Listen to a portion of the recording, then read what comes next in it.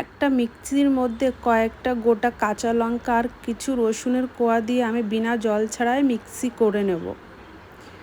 এবার গরম কড়াইয়ের মধ্যে খানিকটা তেল দিয়ে আর ওর মধ্যে কিছুটা গোটা জিরে দিয়ে দেব। এবার ওর মধ্যে স্লাইস করে কেটে রাখা পেঁয়াজগুলো ছেড়ে দেব। পেঁয়াজগুলো যতক্ষণ না ব্রাউন মতো হবে ততক্ষণ এগুলোকে হালকাভাবে নাড়াচাড়া করব। এরপর এর মধ্যে ওই মিক্সি করে রাখা রসুন আর লঙ্কার পেস্টটা ছেড়ে দেব।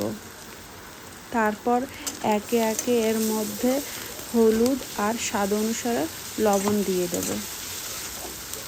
লবণ দিয়ে ভালো করে নাড়াচাড়া করতে থাকবো যতক্ষণ না এর থেকে কাঁচা ফ্লেভারটা না চলে যায়। এবার এর মধ্যে আমি ওই টুকরো কেটে রাখা ভেন্ডিগুলো দিয়ে দেব। ভেন্ডিগুলো দেওয়ার পর আমি ভালো করে এটাকে এপাশ ওপাশ ভালো করে নাড়িয়ে চাড়িয়ে নেব যাতে নিচ থেকে না লেগে যায়।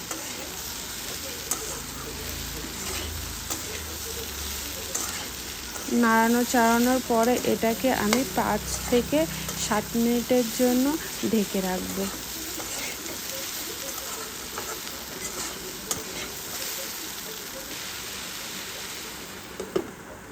ঢাকনা ওপেন করে দেখব কিছুটা হয়ে এসছে ভেন্ডিগুলো।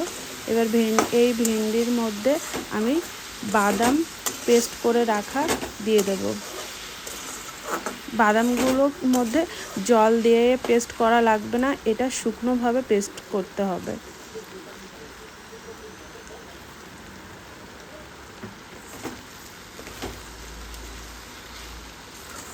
আপনারা যে কোনো বাদামই এর মধ্যে দিতে পারেন। এবার এটাকে ভালোভাবে নাড়িয়ে চাড়িয়ে আবার কিছুক্ষণের জন্য কড়াইয়ের মধ্যে রেখে দেব। দেখব 2 মিনিট পর যে এটা হয়ে এসছে। এবার এটা আপনারা রুটি বা পরোটার সঙ্গে নিতে পারেন।